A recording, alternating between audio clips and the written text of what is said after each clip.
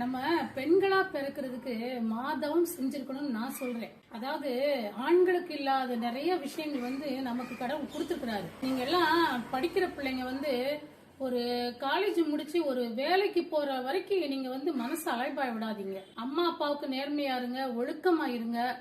ஒழுக்கமா இருந்து நீங்க நல்லா பிற்காலத்துல நல்லா படிப்பு முடிச்சு ஒரு வேலைக்கு போகும்போது கல்யாணம் பண்ணும்போது உங்களுக்கு கிடைக்கிற மகிமையே தனிமா.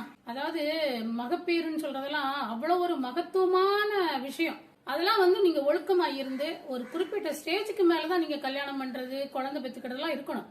அது வரைக்கும் நீங்க நல்லா படிங்க. நீங்க உங்க காலில் நிக்கிற அளவுக்கு தகுதியை வளர்த்துக்கோங்க. அதுக்கப்புறமா நீங்க லவ் பண்றது, கல்யாணம் பண்றதெல்லாம் பாத்துக்கோங்க. ஏன்னா நான் சொல்றேனே, அதாவது பெண்மையா பிறக்கிறதுக்கு, பெண்களா பிறக்கிறதுக்கு நம்ம தவம் செஞ்சிருக்கணும். ஒரு பெண்ணு மாசமா இருக்கிறான்னா அது அவ்வளவு ஒரு இன்பமான நிகழ்வு. அது சில பேருக்கு எல்லாம் கிடைக்கல, ரொம்ப கவலையா இருக்கிறாங்க. அவங்களெல்லாம் பார்க்கும்போது எனக்கு உண்மையிலே ரொம்ப கஷ்டமா இருக்கும். கடவுளே, ஏன் இந்த பிள்ளைக்கு இன்னும் குழந்தை பாக்கியம் கொடுக்கல அப்படிலாம் நினைப்பேன். ஆனா அவங்க முன்னாடி இந்த விஷயங்கள்லாம் பேச முடியாது. ஏன்னா ரொம்ப அவங்கள மனசை புண்படுத்துற மாதிரி ஆயிடக்கூடாது.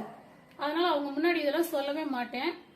அதனால சின்ன பிள்ளைங்க, நீங்க ஒரு 7th படிக்கிற வயசுல இருந்தே காலேஜ் முடிச்சு ஒரு வேலைக்கு போற வரைக்கும் ரொம்ப ஒழுக்கமா இருந்து நல்லா வாழ்க்கையை சிறப்பா அமைச்சுக்கோங்கம்மா. நல்லா, இதுதான் அவங்களுக்கு நல்லது.